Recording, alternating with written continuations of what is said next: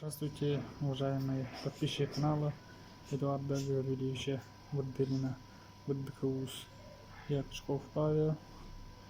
Попал в крупное ДТП 5 апреля на федеральной трассе Колыма, где микроавтобус Хайс столкнулся с грузовиком.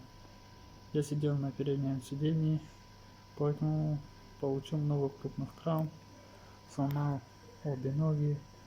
Сейчас лежу в республиканской больнице номер 2 города Якутска.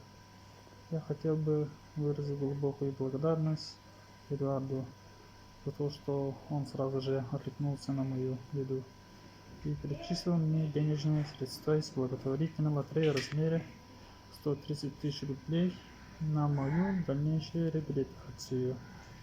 Спасибо подписчикам и всем, кто участвовал в благотворительной лотерее, за помощь. Желаю вам крепкого здоровья, счастья, благополучия.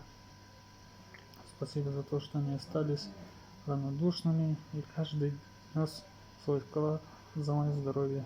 Пусть ваше добро вернется к вам.